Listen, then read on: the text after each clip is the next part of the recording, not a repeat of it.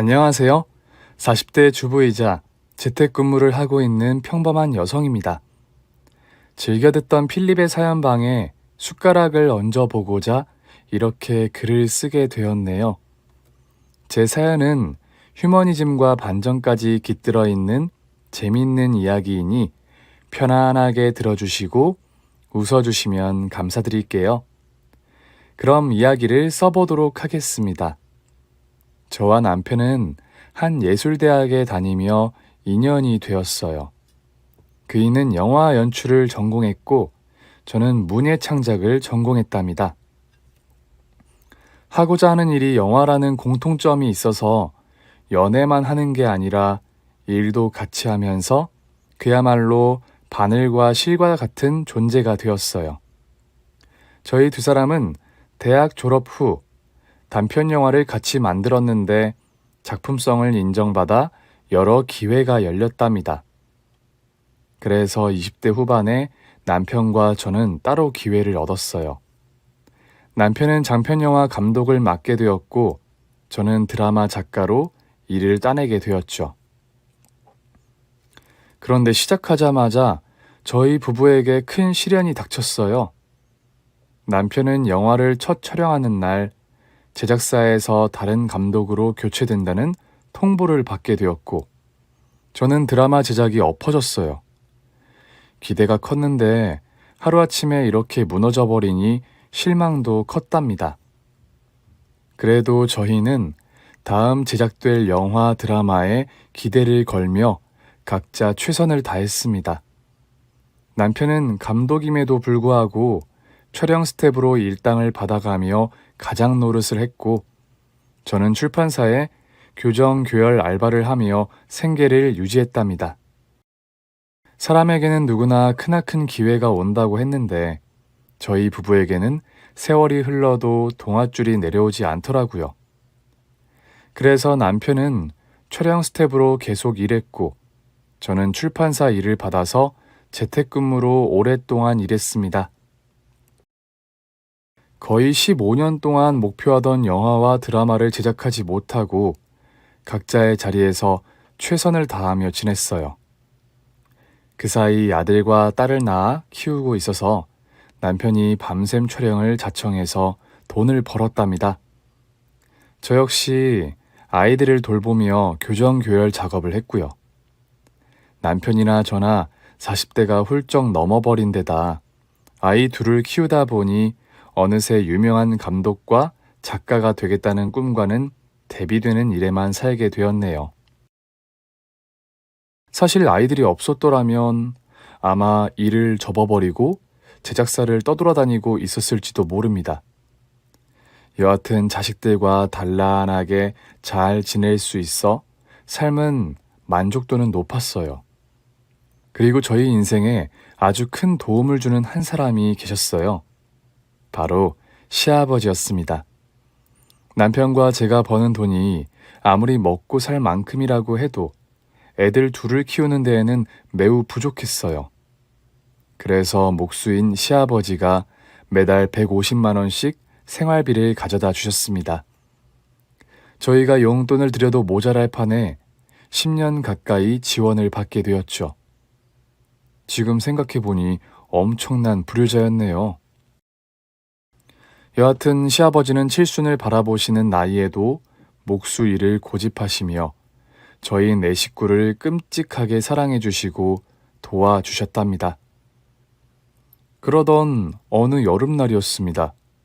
시아버지와 저희 네 식구가 삼계탕을 먹으러 큰 사거리에 있는 유명한 식당을 찾아갔답니다.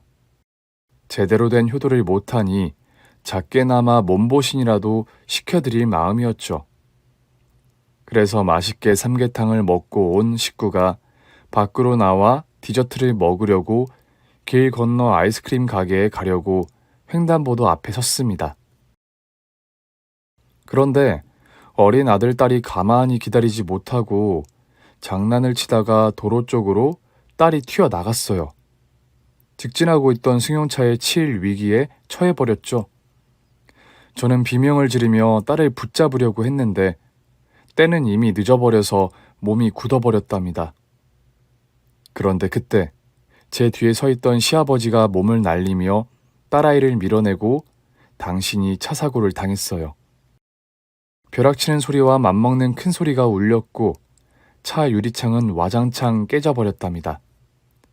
그리고 시아버지는 30m 정도 밀려났습니다. 저와 남편은 시아버지를 부르며 달려갔어요. 아버님, 안 돼! 아버님! 안 돼! 아버지! 호영아! 동생 잡고 여기서 기다리고 있어!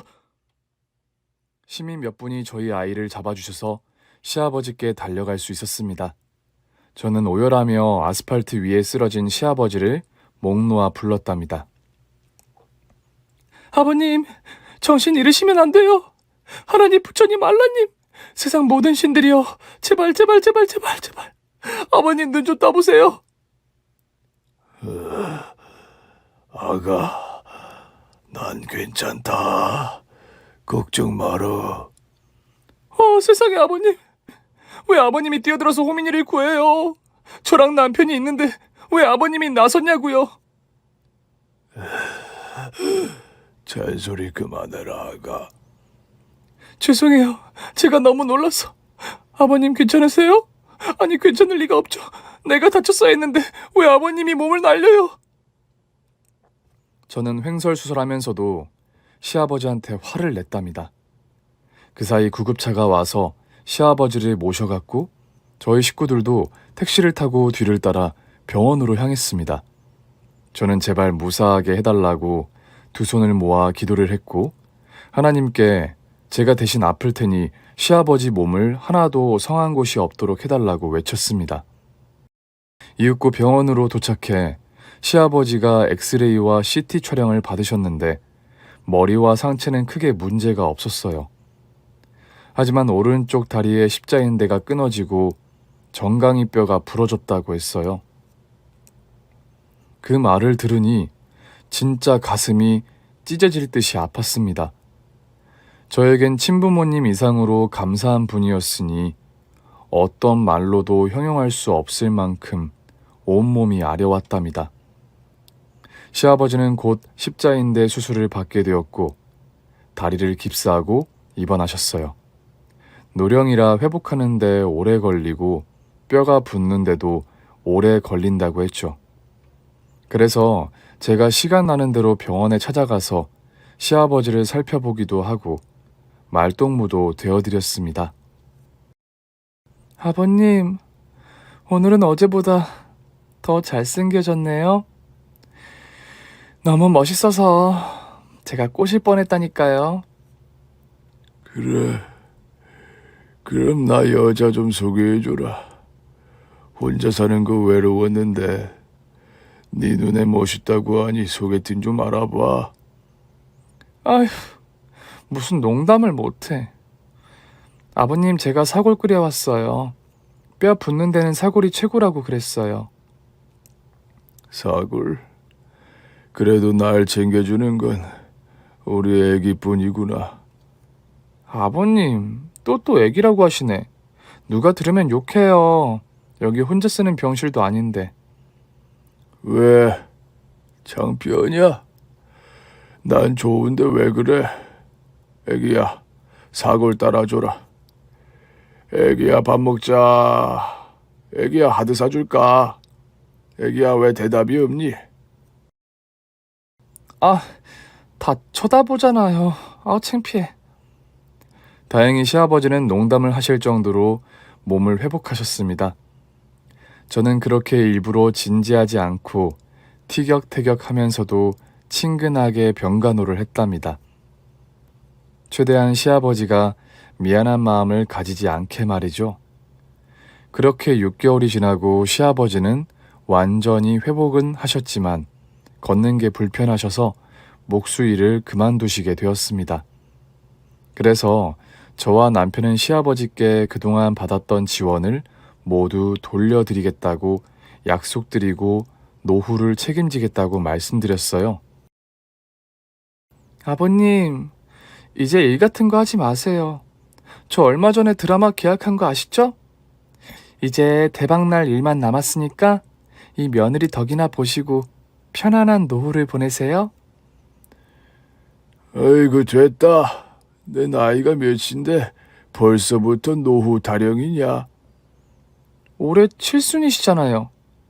이젠 일 같은 거 하시지 말고 아들 며느리가 주는 돈만 받아 쓰면서 지내시란 말이에요. 아, 글쎄 됐다니까. 나 줄 돈이 있으면 호영이 호민이 키우는 데 놨어. 애들이 똑똑해서 앞으로 사교육도 많이 해줘야 할 거야. 교육은 지금도 충분해요.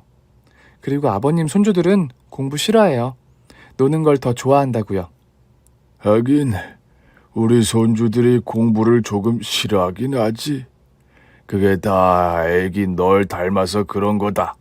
내 아들은 어릴 때부터 공부를 엄청나게 잘했다고. 아버님, 거짓말하지 마세요. 그이가 다 말해줬어요. 학교에서 꼴찌를 놓쳐본 적이 없다고 하던데요. 그놈이 그런 말까지 해? 에휴, 나 때는 말이야.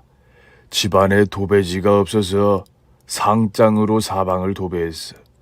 이 시애비가 그런 사람이라고. 네네. 왜 아니겠어요. 그럼 제가 칭찬 좀 해줄까요? 우쭈쭈 우쭈쭈 우리 아버님 장하다. 우쭈쭈. 잇! 시애비한테 못하는 짓이 없어. 애기는 가만 보면 진짜 애기 같단 말이야. 나이가 40이 훌쩍 넘었는데 아직도 장난이나 치고 말이야. 아버님도 가만 보면 진짜 애기 같아요. 호영이랑 호민이랑 친구 같다니까요. 우쭈쭈. 시아버지는 자지러지는 웃음을 터뜨리고는 다음에는 당신이 말장난을 이기겠다고 다짐하더군요. 그래서 매일 이렇게 말장난하고 놀아야 하니 일을 구하지 말라고 부탁의 말씀을 드렸습니다. 그런데 시아버지는 제 말이 아직 마르지도 않았는데 바로 취직을 해버리셨습니다. 아버님, 일자리 구하셨다는 게 무슨 말이에요? 그이가 그러는데 내일부터 일 다니기로 했다면서요? 벌써 들은 게냐?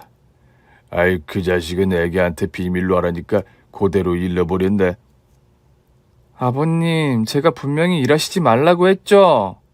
제가 아버님을 먹이고 키우겠다고 그렇게 말했잖아요. 애기야, 내가 네 애기냐? 먹이고 키우다니. 애기야, 난 집에서 노는 게 적성에 안 맞아. 사람은 힘이 닿는 그날까지 일을 해야 해. 내가 진짜 아버님 때문에 못 살아요. 그래서 무슨 일을 하기로 하신 거예요? 바로 길 건너에 있는 아파트 경비로 일하기로 했다. 최저시급으로 하루 8시간 하기로 했다. 요즘 최저시급 주는 경비가 없는데 그 아파트는 대우가 좋더구나. 이미 결정하신 일이니 제가 말린다고 포기하시지 않겠죠? 잘하는구나. 그럼 이 시애비한테 열심히 잘하라고 응원해 주렴. 저는 마음에 내키지 않았지만 시아버지의 고집을 꺾지도 못하고 괜히 더 뭐라 했다간 사이가 나빠질 수 있으니 다치지 말고 몸을 아껴가며 조심히 일하시라고 부탁드렸습니다. 이튿날 마음에 걸린 저는 집에서 일하다 말고 시아버지가 일하시는 아파트로 찾아가 봤어요.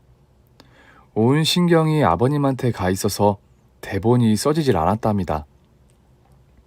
이윽고 남색 반팔에 모자를 쓴 시아버지가 분리수거장에서 일하시는 모습이 보였어요.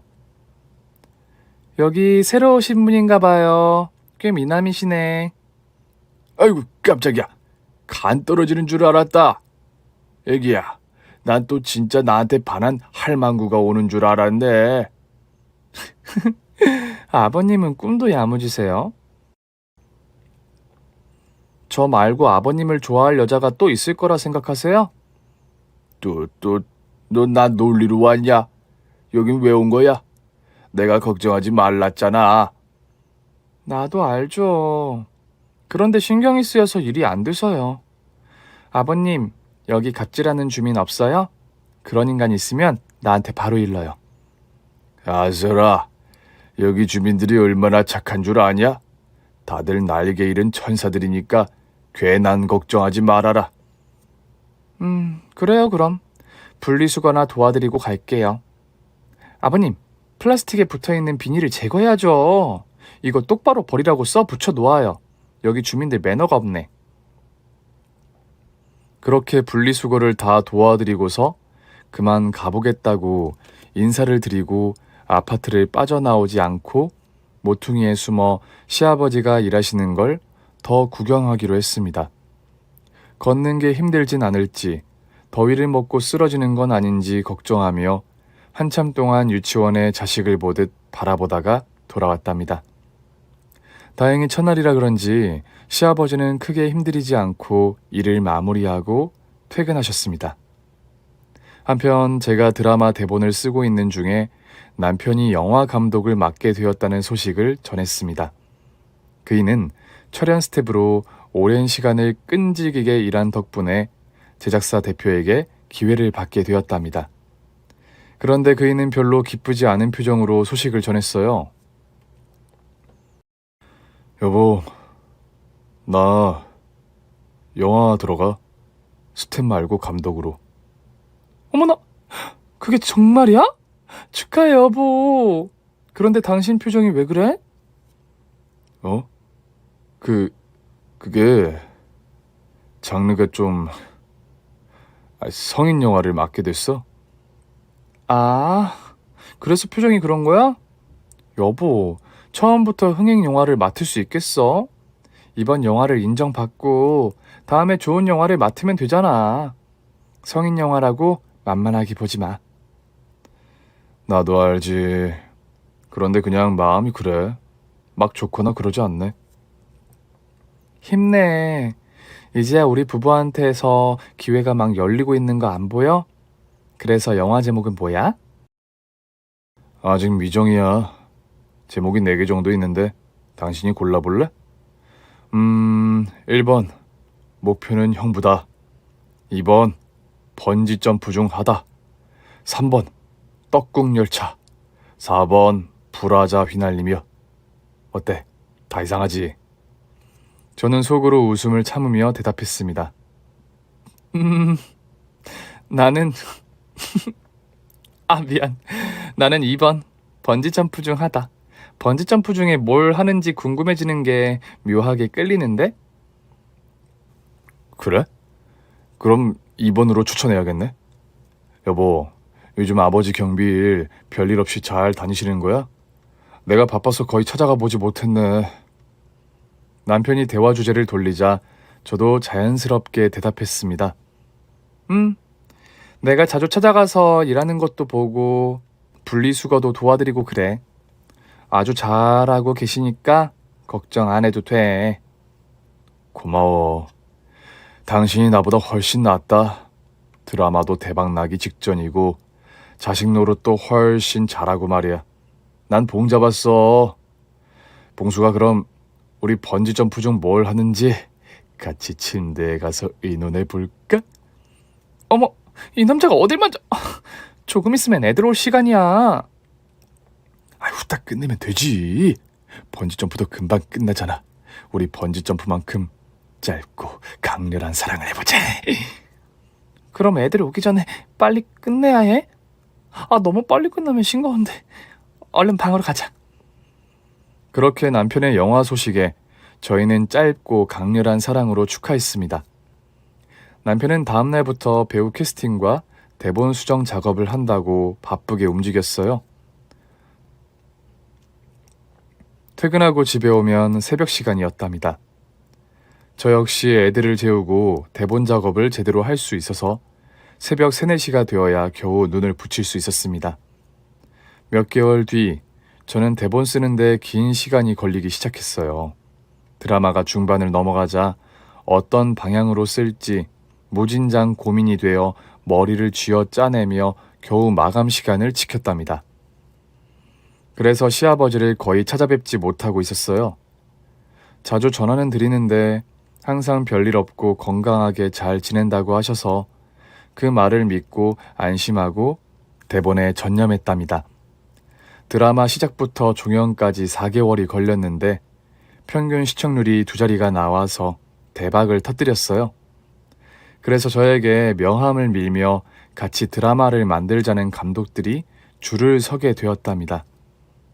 몇 달 전까지만 해도 평범한 아줌마의 재택근무로 얼마 벌지 못하던 제 인생이 180도 달라지게 된 거죠. 차기작을 함께 하자는 제작사의 감독들은 저에게 억대 계약금을 제시하며 서로 데려가려고 난리쳤답니다. 그러다 제 마음에 드는 제작사를 선택하게 되었고 계약금으로 수억 원을 받았습니다. 그리고 드라마 회차당 수천만 원을 받기로 했죠. 정말이지 꿈같은 일이어서 계약서를 보고 또 보면서 흐뭇하게 많이 웃었네요.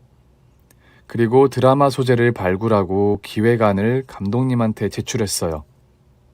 액션과 로맨스를 섞은 퓨전 사극이었는데 다행히도 기획안을 본 감독님과 제작사 대표가 흡족해 하더라고요.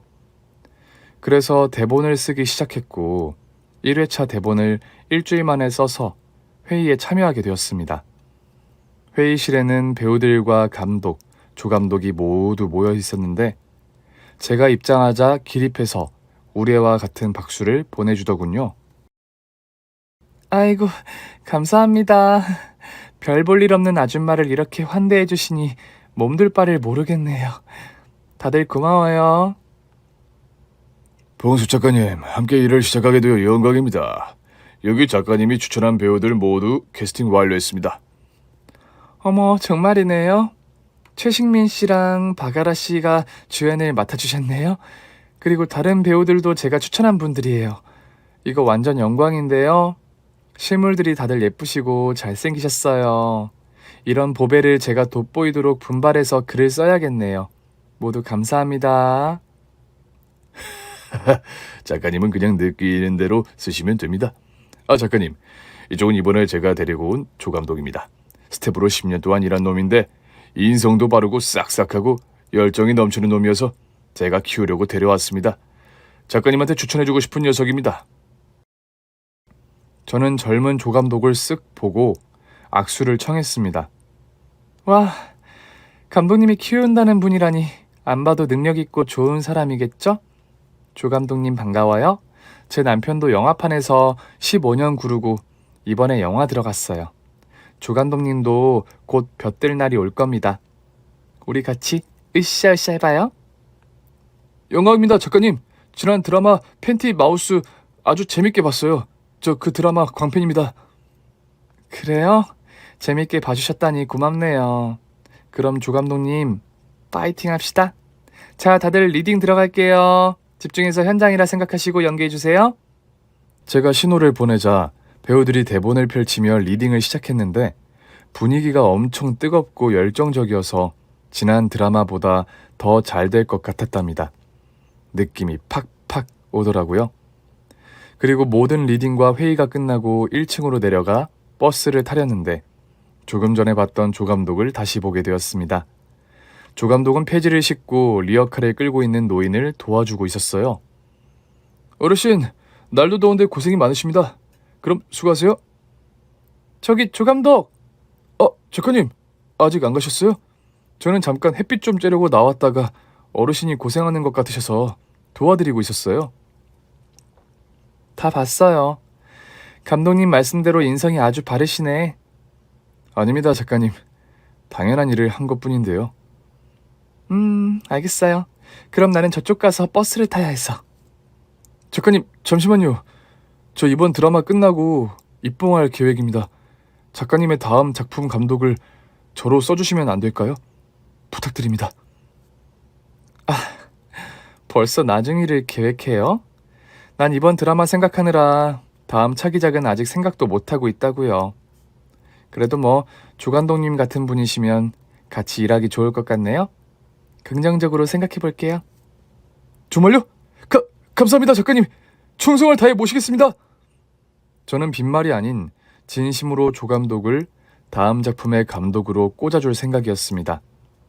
제 남편이 생각나기도 하고 연민이 느껴져서 기회를 주고 싶더라고요. 그렇게 저는 드라마 대본 집필을 이어나가고 있었고 남편은 영화 촬영이 한창이었습니다. 그리고 시아버지도 경비원으로 무탈하게 일하고 계셨죠.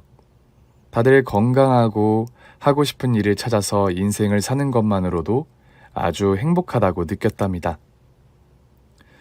그런데 너무 오랫동안 못 보고 지내는 것 같아 저희 부부가 아이들을 데리고 시아버지 댁으로 놀러 갔어요.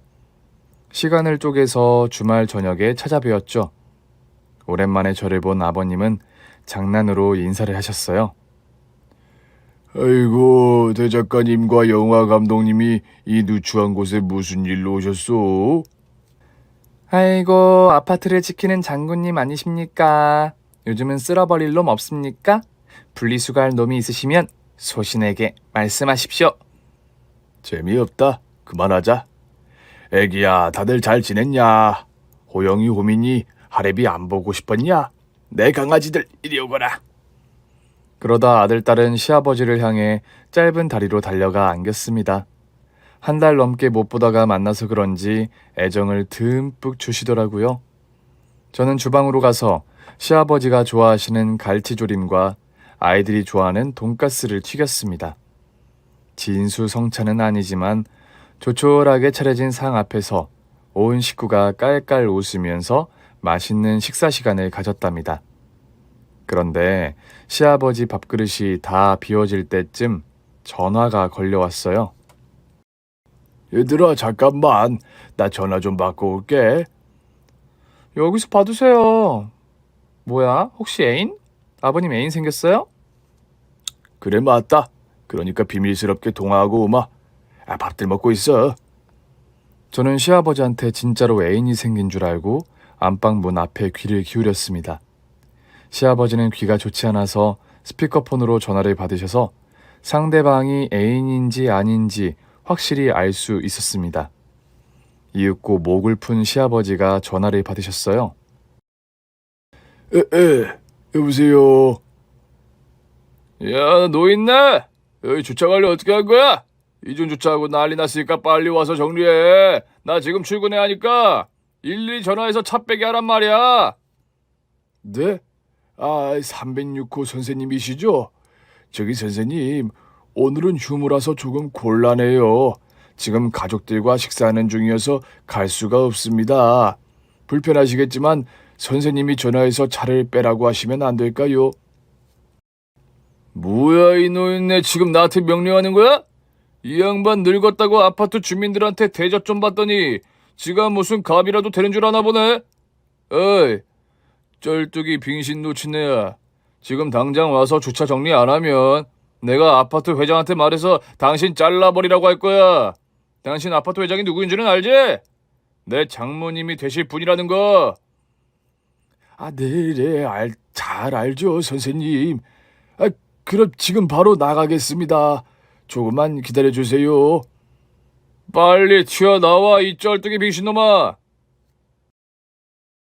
저는 온몸에 닭살이 돋았는데 어떻게 해야 할지 몰라 서둘러 거실 바닥으로 돌아가 앉았습니다. 잠시 후 전화를 끄는 시아버지가 무거운 표정으로 나오시더군요. 얘들아, 어떡하지? 나 잠시 나갔다 와야겠구나.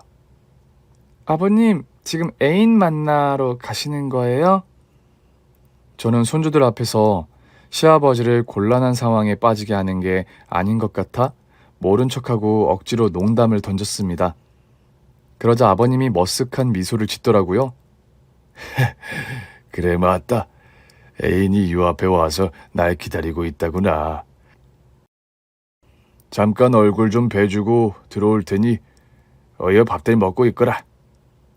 시아버지의 뒷모습을 보니 제 가슴이 미어졌고 분노가 솟구쳐서 머리가 터질 것 같았습니다. 어떤 놈인지 제 손에 걸리면 뼈도 못 추리게 갈아 마실 생각을 했네요. 주차 정리를 하러 나가신 시아버지는 30분 뒤에야 돌아오셨어요. 저는 아무것도 모른다는 얼굴로 잘 다녀오셨냐고 물었고 아버님 역시 부드러운 미소를 지으며 잘 만나고 왔다고 말씀하셨습니다. 얘들아, 내가 몸이 좀 비굴해서 그러는데 일찍들 가주지 않을래? 아버님, 어디 불편하세요? 아니, 그냥 피곤해서 그래. 내일 출근도 해야 하니까 일찍 쉬는 게 좋겠다. 밥상은 내가 나중에 치울 테니까 그냥 가거라. 아니에요, 아버님. 제가 다 치우고 갈 테니까 편하게 마음 비우시고 푹 쉬세요. 시아버지는 제 말에 대꾸도 하지 않으시고 방으로 들어가 누우셨습니다. 남편은 무슨 일이 있는 것 같다며 방으로 들어가려고 했는데 제가 그 일을 말렸습니다. 시아버지가 남한테 욕먹고 온 걸 말씀하실 분도 아니었고 나중에 제가 해결해 줄 거였으니까요. 그렇게 분노의 설거지를 마치고 시아버지 댁에서 나와 집으로 돌아갔습니다. 그 자식을 빠른 시일 내로 만나서 조져버려야겠다는 생각을 머릿속에 새겨놓고 대본 집필을 했답니다. 때때로 시아버지가 일하시는 아파트 단지에 들어가 감시를 해봤지만 진상놈은 제 눈에 띄지 않았습니다. 언제 출근하고 퇴근하는지 정확히 모르니 무작정 찾아와서 시간대를 알아채야만 했네요. 하지만 계속해서 진상놈을 마주치지 못하고 말았습니다. 저는 대본 작업이 많이 밀려 있어 일주일 동안은 집 밖을 나가지 않고 작품에 충실했답니다. 이 와중에 드라마 시청률은 어마어마하게 잘 나왔어요. 동시간대 1위는 당연치사고 일주일 동안 방영된 드라마 중에 손가락에 꼽혔답니다. 그리고 남편은 입봉 영화인 번지점프 중 하나를 모두 촬영하고 편집 작업에 들어갔어요. 곧 유료 채널에서 방영할 거라며 기대를 잔뜩 했답니다. 여보, 이제 진짜 감독님이네. 축하해. 다음 영화는 진짜 괜찮은 영화를 하게 될 거야. 그래도 좋긴 한데 성인 영화 감독도 괜찮은 것 같아. 돈도 많이 받고 촬영도 거의 실내라서 편하고 여배우들의 몸매도 보고. 뭐 이 새끼야? 여배우 몸매? 이 남편놈이 돌았나? 그동안 안 맞아서 몸이 근질거리지. 아, 농담이야.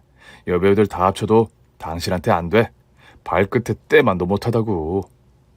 으이씨, 한 번만 그딴 저질스러운 말을 하면 다신 나 앉지 못하게 한다. 알았어, 안 그럴게 여보. 그런데 요즘 아버지한테 무슨 일 있어? 통화하는데 목소리가 좋지 않더라. 글쎄, 나도 잘 몰라. 이번 주는 내내 바빠서 집에서 꼼짝도 못했어. 내가 시간 나면 살짝 가서 확인해 볼게. 그래, 고마워. 여보, 당신은 진짜 나의 봉이야. 봉 잡았다, 봉수가. 그이가 농담을 건넸지만 시아버지 생각에 웃음이 마르고 말았습니다. 걱정이 돼서 조만간 그놈의 진상을 잡아내기로 결심했답니다. 드라마 후반부로 가며 대본 집필하는 속도가 붙어서 개인 시간이 남게 되었습니다.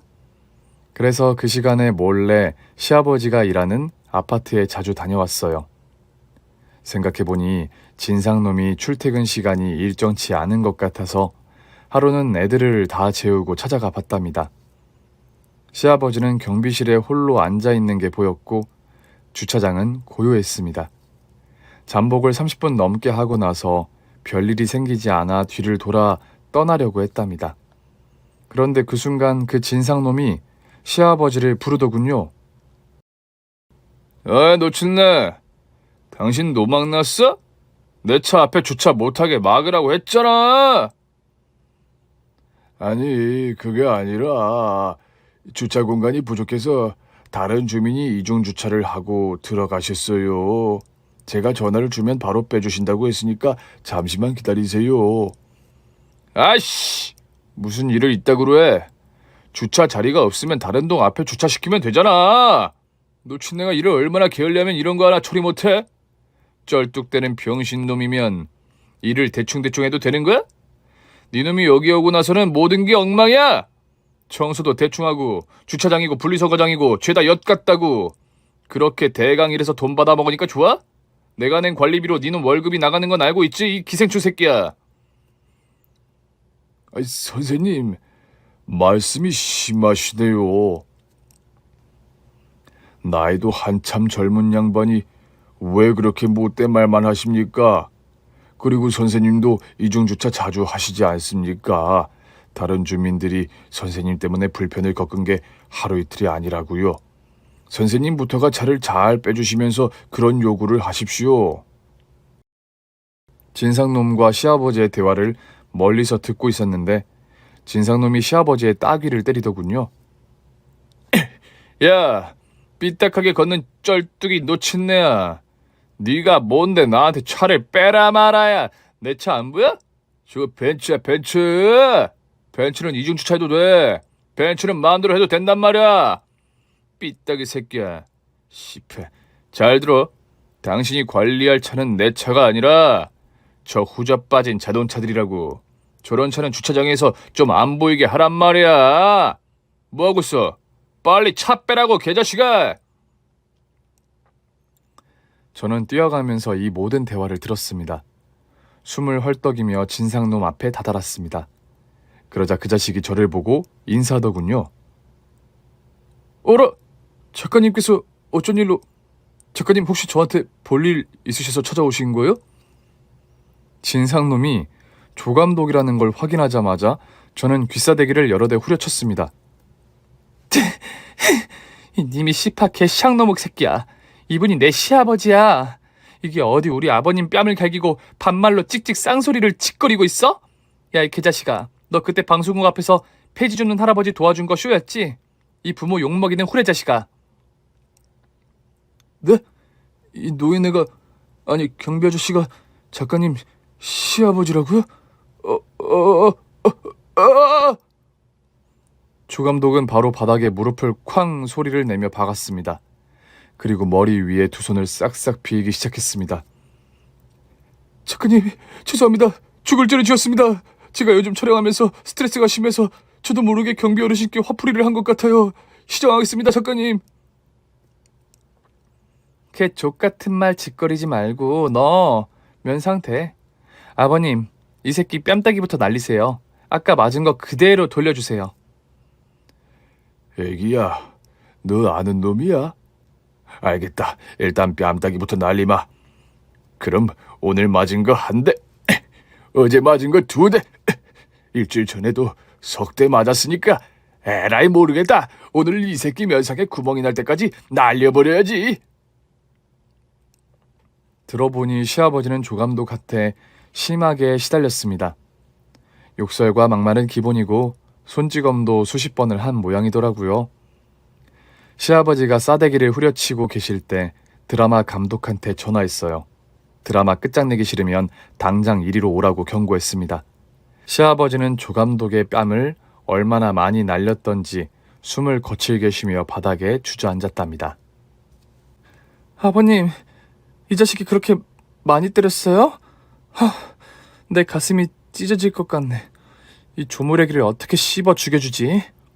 이 새끼 이거 드라마판에서 새싹을 내려고 하는 놈이었지. 내가 네 놈의 싹을 밥다 못해 뿌리째 뽑아서 잘근잘근 씹어 먹어주마. 너 사람 잘못 건드렸어. 이 봉숙이의 아버지를 건드려? 그건 곧 사망 선고와 같다구. 작가님, 잘못했어요.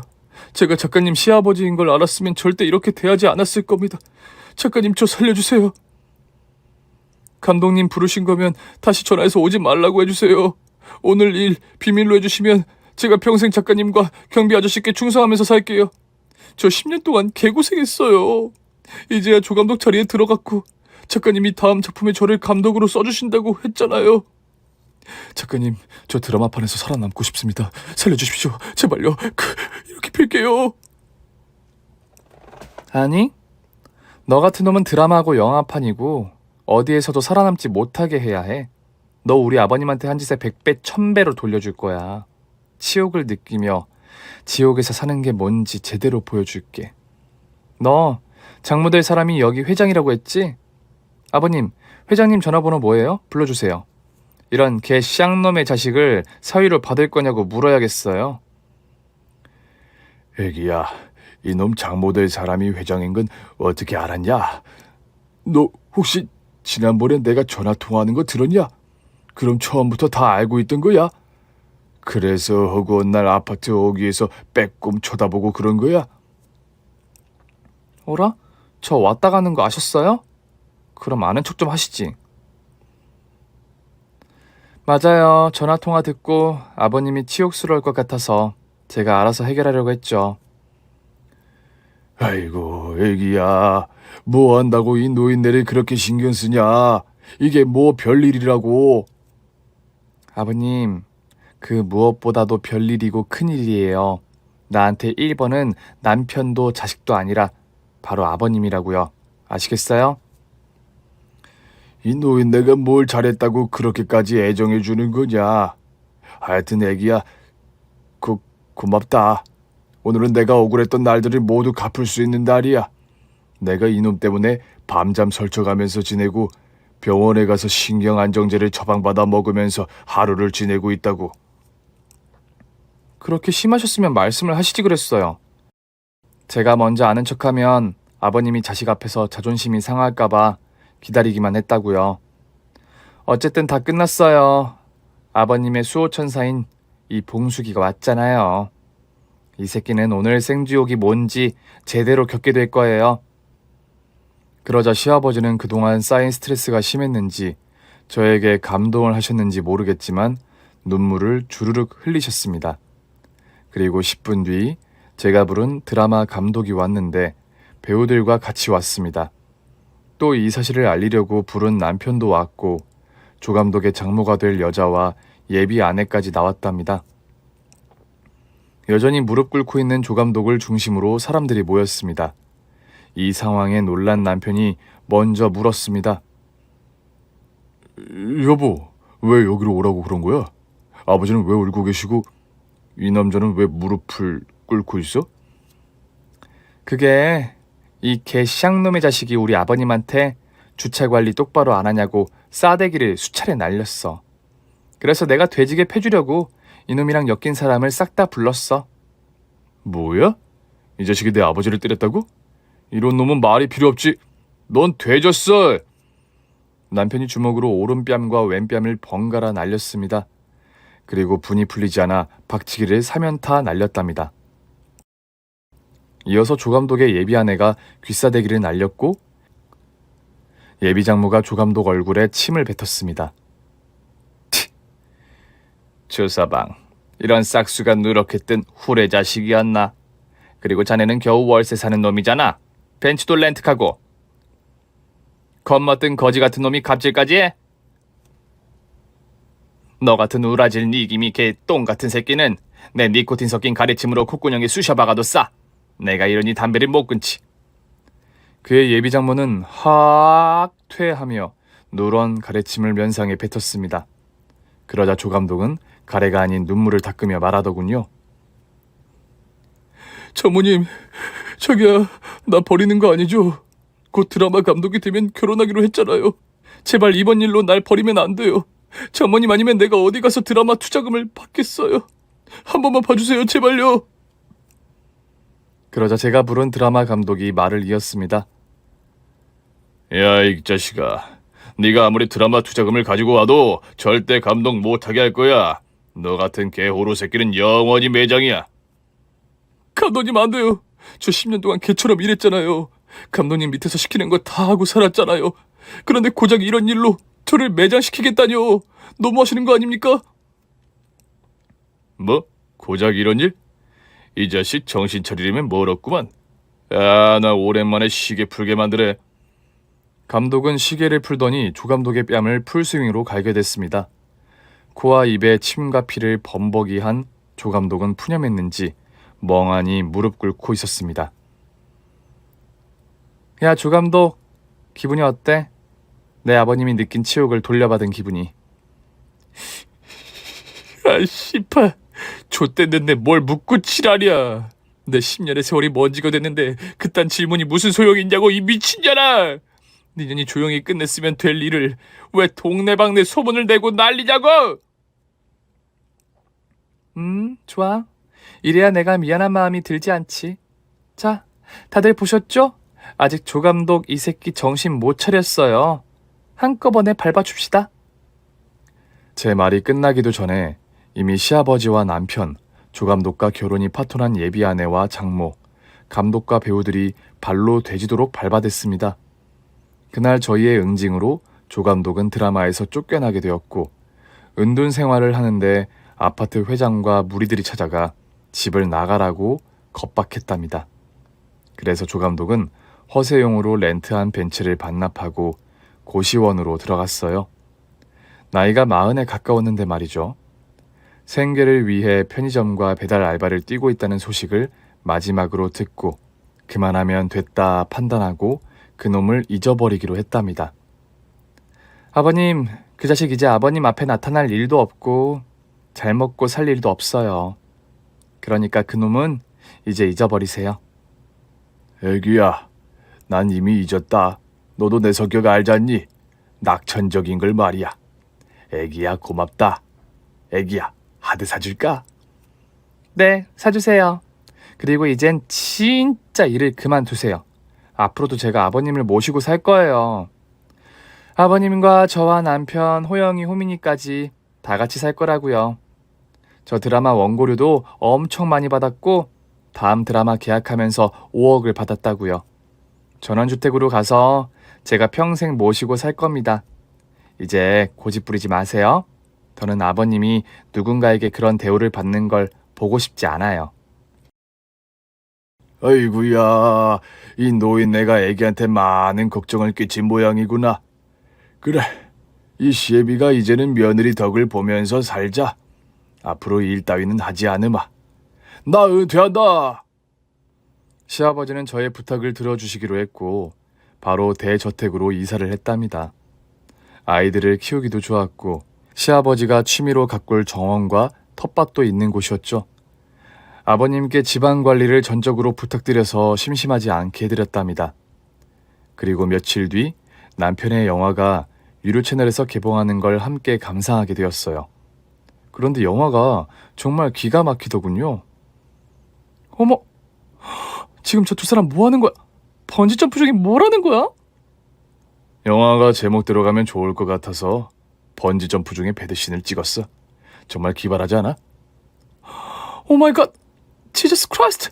여보, 이건 칸 영화제에 가야 해. 이런 개또라이 발상을 하다니. 당신은 천재야.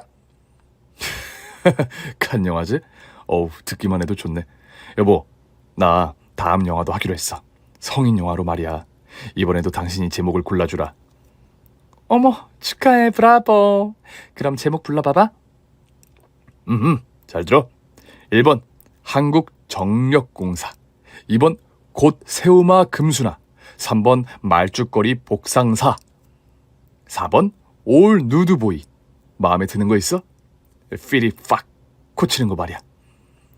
여보, 당신 지금 올 누드보이가 되어서 곧 새우마 봉수가 외치면서 뜨거운 밤을 보내볼까? 아, 장난치지 말고 빨리 골라봐. 내가 장난하는 거로 보여? 어서 올 누드보이가 되어보란 말이야, 새끼야. 에이, 모르겠다. 영화 제목은 나중에 정하고 뜨거운 밤을 보내자. 저는 영화 제목을 듣다가 필이 와서 남편과 그날 밤 셋째를 가지게 되었답니다. 그래서 남편이 새로 찍을 영화의 제목은 곧 새우는 올 누드보이로 고쳐서 제작했습니다. 저의 아들, 딸, 호영이, 호민이는 잘 놀면서 건강하게 잘 크고 있어 걱정이 없었고 시아버지는 집에서 정원 관리사로 잘 지내고 계시네요. 이렇게 제가 끔찍하게 사랑하는 시아버지의 이야기를 실컷 써보았네요. 감동도 있고 분노도 있고 시원한 복수까지 모두 다 있죠? 그럼 저희 식구들이 행복하게 잘 살라고 한마디에 댓글을 남겨주시면 감사하겠습니다. 안녕히 계세요. 오늘 준비한 사연은 여기까지입니다. 재미있게 들으셨다면 구독과 좋아요, 알림 설정까지 눌러주세요. 그럼 저는 다음 사연으로 찾아뵐게요. 오늘도 건강하고 행복하세요.